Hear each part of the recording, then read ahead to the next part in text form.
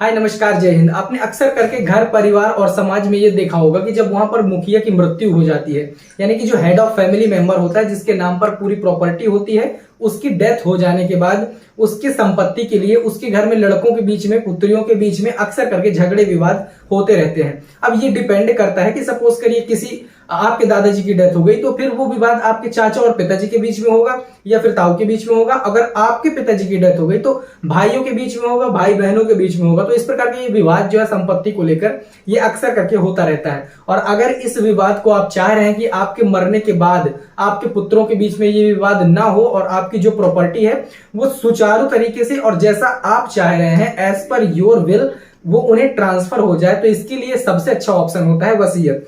सो आज के इस वीडियो में हम इंपॉर्टेंट वसीयत के बारे में जानेंगे कि वसीयत को कैसे बनाना चाहिए, वसीयत क्या होती है, वसीयत के क्या फायदे होते हैं। और ये वीडियो यकीन करिए बहुत ही इंपॉर्टेंट होने वाला है। बहुत ही छोटा वीडियो होगा, लेकिन अगर आप अपने मरने से पहले ये सारी चीजें कर लेते हैं तो आई एम श्योर कि आपके बच्चों को इस चीज में परेशानी नहीं आएगी। वो आराम से आपकी इच्छा के अनुसार आपकी प्रॉपर्टी का पार्टीशन कर सकते हैं और उनके बीच में विवाद की स्थिति उत्पन्न नहीं होगी। तो आज के इस वीडियो पे हम जानेंगे वसीयत, वसीयत को कैसे बनाया जाता है, वसीयत क्या होती है, ये सब कुछ बने रहे वीडियो पर। यहां पर सबसे पहले देखते हैं कि वसीयत क्या होती है। तो वसीयत या फिर विल, इंग्लिश में इसे विल भी कहा जाता है। तो वसीयत विल एक कानूनी दस्तावेज होता है जो कोई अपने ना रहने पर अपनी संपत्ति कैसे बांटना चाहता है यह उस कानूनी दस्तावेज में बताता है। एग्जाम्पल के तौर पर अगर मैं इसे एक प्रैक्टिकल एग्जाम्पल से समझाऊं तो अगर मैं एक ये चाह रहा हूं कि मेरे मरने के बाद जो मेरी संपत्ति है मेरे 4 लड़कों में इस तरीके से बटे जैसे मैं चाह रहा हूं कि सपोज करिए 4 कमरे में ये वाला कमरा इस लड़के को, ये वाला कमरा इस लड़के को जाए। जैसे मैं एक डायग्राम के माध्यम से समझाई दे रहा हूं कि सपोज करिए ये घर है और ये 4 कमरे, मैं ये चाह रहा हूं कि ए वाले को ये मिले, बी वाले को ये मिले, सी वाले को ये मिले, डी वाले को ये मिले। या फिर अगर मेरे बैंक में पैसा है, सपोज करिए कि 1 लाख रुपए है और 1 लाख रुपए में मैं ये चाह रहा हूं कि 1 लाख में 4 भागों में अगर बढ़ 25-25 हजार ना आए बल्कि मेरे डी वाले लड़के को 50,000 जाए, बाकी का जो 50,000 है वो ये 3 भागों में डिवाइड हो जाए। तो इसके लिए मैं एक कानूनी दस्तावेज तैयार करूंगा अपने मरने से पहले। वहां पर 2 गवाहों के भी साइन होंगे। मैं अपनी ये इच्छा को उस दस्तावेज में मेंशन कर दूंगा जिसे वसीयत का नाम कहा जाता है। वसीयत यहाँ पर अपनी इच्छा अनुसार संपत्ति के विभाजन करने के लिए होता है, व्यवसाय के निरंतर प्रावधान के लिए होता है। जैसे कि अगर आपका कोई बिजनेस है, सपोज करो कि आपकी कोई फर्म है या फिर आपका कोई बड़ा बिजनेस है और आप ये चाह रहे हैं कि मेरे मरने के बाद इस बिजनेस का मेरा वारिस बी लड़का होगा, या फिर आप ये चाह रहे हैं कि डी लड़का होगा, या फिर मेरा ये बिजनेस जो है, ये कंपनी जो है 4 हिस्सों में बढ़ जाए और इस कंपनी का ये पार्ट मेरे इन्हीं लड़कों के भाग में आए। तो व्यवसाय को सुचारू रूप से चलाने के लिए अपने बच्चों के बीच में निरंतर उसे करने के लिए, कंटिन्यू करने के लिए वसीयत का यूज किया जाता है। नाबालिग बच्चों के लिए ट्रस्ट और अभिभावक नियुक्त करना, जैसे कि कोई अगर नाबालिग आदमी है उसके नाम पर प्रॉपर्टी है तो वसीयत में आप ये लिख सकते हैं कि अभी इसका जो हक होगा उसको सुरक्षित रखने के लिए ये आदमी उत्तराधिकारी इसका होगा। वसीयत ये काम में आती है। तो वसीयत क्या होती है ये आपने समझ लिया। अब यहाँ पर इंपॉर्टेंट चीज आती है कि वसीयत करने के फायदे क्या होते हैं, प्रॉफिट क्या होते हैं। तो वसीयत करने में इच्छानुसार वितरण हो जाता है। जैसे कि मैंने पहले ही बताया कि अगर आप कोई प्रॉपर्टी को बांटना चाह रहे हैं तो उसका आपकी इच्छा के अनुसार प्रॉपर्टी का बंटवारा हो जाएगा। दूसरा, विवाद की स्थिति कम हो जाती है। जैसे कि आपकी मृत्यु हो गई, अब आपके मरने के बाद तो आप देखने तो आओगे नहीं, तो लड़कों के बीच में विवाद शुरू हो जाता है संपत्ति को लेकर। एक आदमी कहता है मुझे ये चाहिए, दूसरा आदमी कहता है मुझे ये चाहिए। लेकिन अगर आप अपने हिसाब से उस प्रॉपर्टी को वसीयत में बनाकर चले गए हैं तो उसके हिसाब से फिर पार्टीशन होता है, तो विवाद की स्थिति कम हो जाती है। तीसरा होता है नाबालिग बच्चों का संरक्षण। जैसे कि वसीयत आप नाबालिग बच्चों के संरक्षक के लिए भी नियुक्त कर सकते हैं। इससे यह सुनिश्चित होता है कि आपके बच्चों की देखभाल उस व्यक्ति के द्वारा की जाएगी जिसे आप पर विश्वास है। तो आप एक केयर टेकर के रूप में एक आदमी को भी रख सकते हैं। चौथा फायदा यहाँ पर विशेष इच्छाओं का पालन। अब अपनी अंतिम इच्छाओं में कुछ आप ये कहना चाह रहे हैं कि जैसे कि मेरे बैंक में पैसा है तो मैं ये चाह रहा हूं कि मेरे 4 लड़कों में से 75,000 रख लिया जाए और 25,000 मेरी बेटियों को दे दिया जाए, किसी और को दे दिया जाए, जिसको भी आप चाह रहे हैं। तो इस प्रकार से आप विशेष इच्छाएं भी अपनी वसीयत में इंक्लूड कर सकते हैं। मतलब आप जो भी चाह रहे हैं कि मेरे मरने के बाद सडनली अगर मेरी डेथ हो जाए, या फिर मैं चाह रहा हूं कि नेचुरली तरीके से अगर मैं मरूं, इसके बाद जो मेरी संपत्ति है या कुछ मेरी इच्छाएं हैं उसको इंप्लीमेंट करना, तो फिर यहाँ पर वसीयत काम में आती है, इसका ये प्रॉफिट होता है। नेक्स्ट होता है कानूनी मान्यता, जो कि सबसे इंपॉर्टेंट चीज है।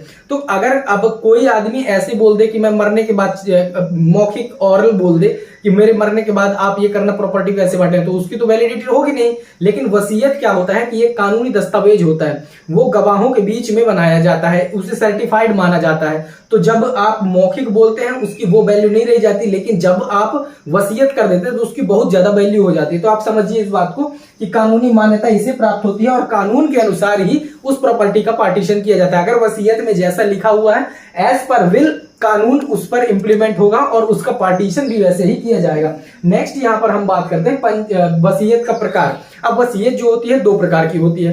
पहली वसीयत होती है पंजीकृत वसीयत और दूसरी वसीयत होती है अपंजीकृत वसीयत, जिसे अनरजिस्टर्ड विल कहा जाता है। पंजीकृत वसीयत की बात करें तो इसे डॉक्यूमेंट रजिस्ट्रेशन एक्ट 1908 के अनुसार रजिस्ट्रार के पास रजिस्टर कराया जाता है। जैसे कि प्रॉपर्टी की रजिस्ट्री कराते हैं तो प्रॉपर्टी की रजिस्ट्री में जो जो डॉक्यूमेंट्स लगते हैं सेम डॉक्यूमेंट्स यहां पर लगते हैं। एक प्रॉफिट यहां पर यह भी होता है कि आप एक वसीयत को अपने हाथ से लिख के, अपंजीकृत वसीयत जिसे कहा जाता है, तो आप इसे कागज पर या फिर 500 रुपए के स्टाम्प पर, 10 रुपए के स्टाम्प पर, 20 रुपए के स्टाम्प पर लिखकर प्रॉपर गवाहों को वहां पर रख के और अपनी इच्छाएं उसमें व्यक्त कर सकते हैं, वसीयत बना सकते हैं। इसके बाद आप उसे रजिस्टर्ड भी करा सकते हैं। तो पहली वसीयत होती है पंजीकृत वसीयत, ये वो वसीयत होती है जिसे रजिस्ट्रार ऑफिस में रजिस्टर्ड कराया जाता है डॉक्यूमेंट रजिस्ट्रेशन एक्ट के अंतर्गत। दूसरी होती है अपंजीकृत वसीयत, ये वसीयत जिसे बिना किसी सरकारी पंजीकरण के बनाया जाता है। इसे बनाना सरल और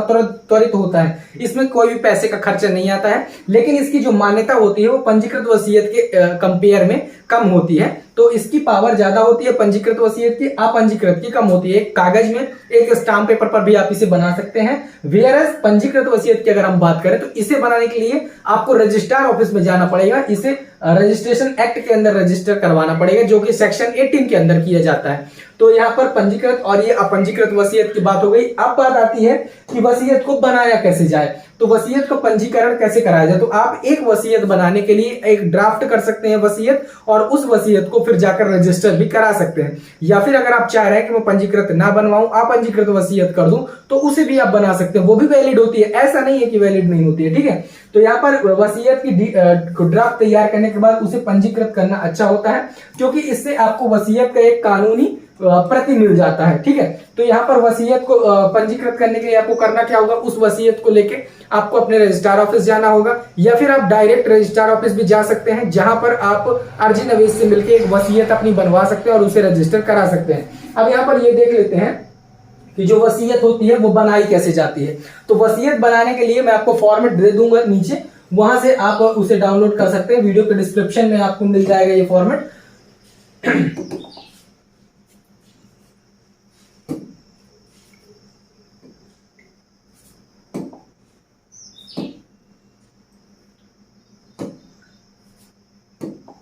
ये वसीयत का फॉर्मेट है, इस प्रकार का ये फॉर्मेट मैं आपको दे दूंगा। वसीयतनामा यहाँ पर ये लिखा हुआ है, जैसे कि यहाँ पर देख सकते हैं। वसीयतनामा में ये आदमी यहाँ पर अपना नाम लिखेगा, जो भी होगा XYZ। फॉर एग्जांपल अगर मैं वसीयत कर रहा हूं तो जैसे मैं यहाँ पर अपना नाम लिखूंगा, जो भी वसीयत करने वाला होगा वो यहाँ पर अपना नाम मेंशन कर देगा।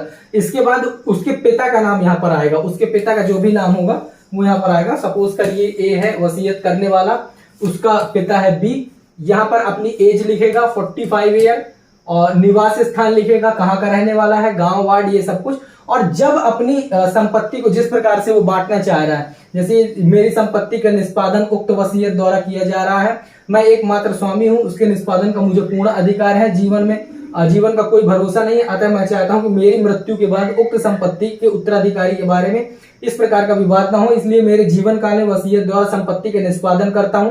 मेरे जीवन काल में मेरी उक्त संपत्ति का मैं स्वयं मालिक और काबिज रहूंगा तथा मेरी किसी भी प्रकार का उपभोग कर सकूंगा। मेरी मृत्यु के बाद उक्त संपत्ति का विभाजन जो होगा उक्त वसीयत के अनुसार कर दिया जाए। तो ये वसीयत जब बन जाती है, अब यहाँ पर उत्तराधिकारी होते हैं और यहाँ पर संपत्ति का विवरण होता है। लेट सपोज उसके दो लड़के हैं संपत्ति का वसीयत करने वाले के, तो जैसे यहाँ पर वो अपने एक लड़के का नाम लिखेगा, सपोज करिए कि उसका एक लड़का P है और यहाँ पर उसके पिता का नाम आ जाएगा A, और यहाँ पर उसका एड्रेस आ जाएगा। दूसरा लड़का है Q, उसके पिता का नाम है A। अब ये चाह रहा है कि मेरी एक ये संपत्ति है, सपोज करिए ऐसा ये बना हुआ है, तो यहाँ पर मेरा ये एक प्रॉपर्टी है, तो इसको बराबर बराबर भागों में बांटना चाह रहा है। इसका 576 नंबर है, तो यहाँ पर वो लिख देगा कि यहाँ की प्रॉपर्टी, जैसे कि ग्राम ए की प्रॉपर्टी सपोज करो, ये ग्राम ये यहाँ खसरा